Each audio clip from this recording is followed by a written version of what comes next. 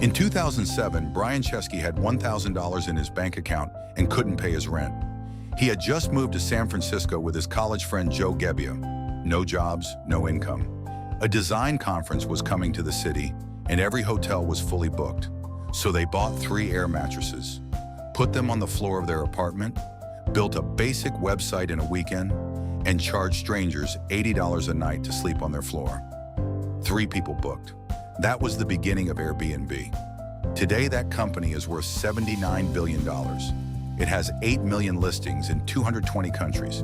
In 2024 alone, it processed 491 million bookings and generated $11.1 billion in revenue. But between those 3 air mattresses and $11 billion, there was a period where the company was making $200 a week. The founders were maxing out credit cards, and every investor in Silicon Valley had said no. And then in 2020, just when they had finally made it, a global pandemic shut down all travel overnight. Their entire business disappeared in weeks. This is the full story of how 3 broke designers built one of the most disruptive companies in history, twice. The air mattress idea. Brian Chesky and Joe Gebbia weren't trying to disrupt the hotel industry in 2007. They were trying to pay rent. Both were graduates of the Rhode Island School of Design. Designers, not engineers, not business school graduates. They had moved to San Francisco chasing the startup dream with almost no money and no plan. When the Industrial Design Conference came to San Francisco and filled every hotel in the city, Gebbia had an idea. What if they rented out space in their apartment? They had floor space. Conference attendees needed somewhere to sleep. They bought 3 air mattresses, built a simple website called Airbed and Breakfast over a weekend, and waited. 3 guests booked: a 30-year-old Indian man, a 35-year-old woman from Boston, and a 45-year-old father of 4 from Utah. All strangers sleeping on air mattresses on the floor of 2 broke designers. Chesky later said that first weekend taught him something nobody had told him. People weren't just renting a place to sleep. They wanted a local experience. They wanted to feel like they lived somewhere, not just visited. That insight, that travel could be about belonging, not just booking, became the entire philosophy of Airbnb. The 3rd co-founder. A few months later, they brought in Nathan Blecharczyk, Gebbia's former roommate and a software engineer, as the 3rd co-founder. Now they had design, product, and engineering covered. They applied to Y Combinator, the most prestigious startup accelerator in Silicon Valley, and got rejected. They applied again, got rejected again. Meanwhile, they were running out of money. To fund the company, they did something that became legendary in startup circles. They created novelty cereals, Obama O's and Captain McCain's, themed around the 2008 presidential election. They sold them for $40 a box and made $30,000, enough to keep the company alive for a few more months. That story, selling cereal boxes to fund a billion-dollar startup, is exactly the kind of scrappy, borderline insane founder behavior that Y Combinator respects. They applied a 3rd time. This time they got in. The flatline Y Combinator gave them $20,000 in seed funding and invaluable mentorship, but the product still wasn't growing. By 2009, Airbnb's revenue was completely flat, $200 a week, split 3 ways in one of the most expensive cities in America. The founders were maxing out credit cards. Investor after investor passed. The growth chart was so flat that co-founder Joe Gebbia described it as a horizontal drumstick. Not even a line going sideways. Just nothing. Paul Graham, the founder of Y Combinator, sat down with them one afternoon and looked at their New York listings, their most active market. He immediately spotted the problem. The photos were terrible. Dark, blurry, shot on phones. Nobody was going to book a place they couldn't clearly see. His advice was simple and specific. Go to New York, knock on the doors of your hosts, borrow a camera, and photograph every listing yourself. So that's what they did. 1 week later, the results were in. Better Photos doubled their weekly revenue to $400. It was the first growth Airbnb had seen in 8 months, and it taught the founders the most important lesson of their early journey. The product is everything the customer experiences, including the photograph. The hockey stick after Y Combinator, Airbnb finally started moving. They rebuilt their search, payment systems, and listing flow from scratch. They introduced professional photography at scale. They focused obsessively on trust, building review systems, identity verification, and a host guarantee that would pay out if anything went wrong. The growth started compounding. By 2011, they surpassed 1 million cumulative nights booked. By 2014, they had 10 million guests and 550,000 properties listed worldwide, and a $10 billion valuation that made them worth more than legacy hotel giants like Wyndham and Hyatt.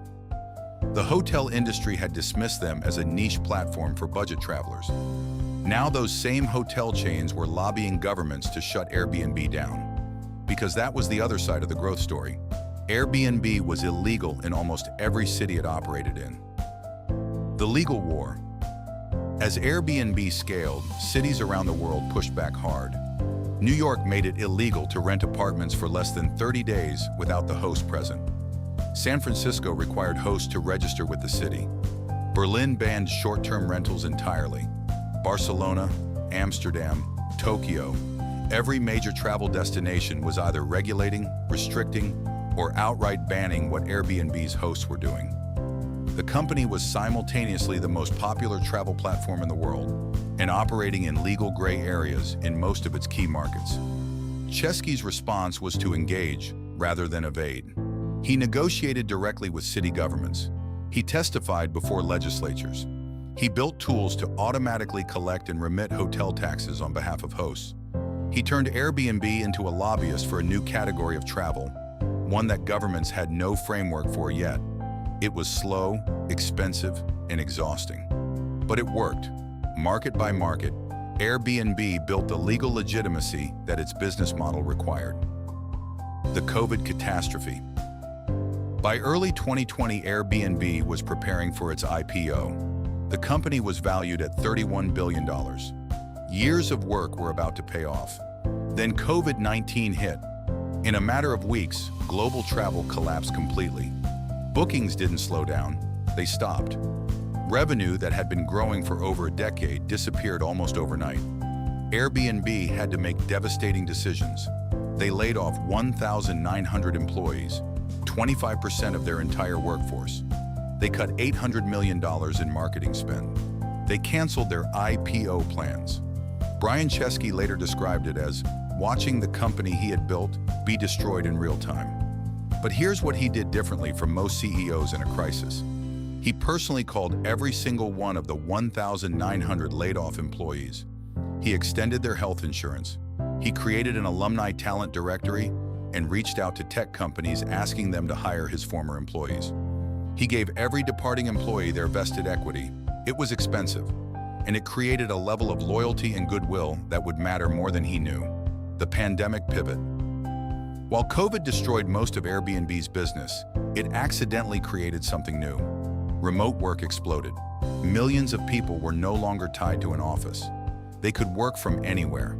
And suddenly, Airbnb was perfectly positioned for a travel pattern nobody had anticipated. People weren't booking weekend city trips anymore. They were booking month-long stays in mountain towns, beach communities, and rural retreats. Longer stays, slower travel, working from a different location every few weeks. Airbnb's average booking length increased dramatically. Hosts who had been renting for 2 to 3 night weekend stays were now hosting guests for 30, 60, even 90 days at a time. The business model that COVID had nearly destroyed was being rebuilt into something more resilient and more profitable than what existed before. The IPO that defied logic.